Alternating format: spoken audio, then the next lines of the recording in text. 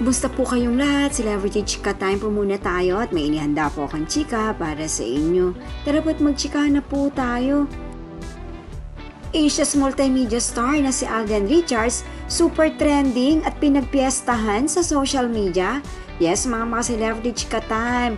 Alam naman po natin na trending king po itong si Alden na lahat na lamang po na kung anong meron sa kanyang kaganapan ay lubos na pinag-uusapan at pinagpipiestahan sa social media. At yan ay chichika ko po sa inyo mga maka-celebrity Chika Time. Bago pa tayo dumakorian ay nais ko po munang batiin mga team bahay, team abroad at mga seniors natin dyan. Shout out po sa inyong lahat at happy weekend po. At ito nga po ang pinakadahilan kung bakit super trending na naman sa mundo ng social media ang Asia's multimedia star na si Alden, kasama na rin po rito pati si Julia Montes.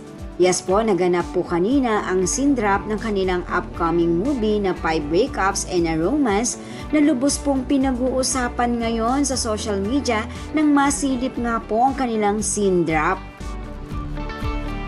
At ito nga po ang resulta ng pagiging trending ni Alden at ang kanyang upcoming movie na 5 Breakups and a Romance sa mundo ng Twitter o sa mundo ng social media.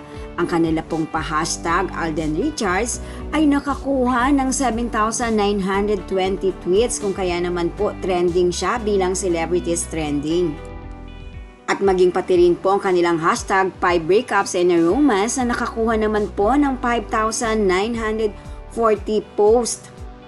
At maging pati rin po si Julia Montes na super trending in Philippines. O diba, talaga naman nga pong bonggang-bonggang kaganapan ngayon ni Alden at Julia sa kanilang scene drop na naganap po. Isa po ang Asia's multimedia star na si Alden na pinagpipiestahan at talk of the town sa social media. Lalo na nga po kung may mga bagong kaganapan dito ay talaga naman nga pong pinagpipiestahan at ang kanyang mga followers at supporters ay napaka-very supportive din po sa kanilang mga pa-hashtag line po na yan.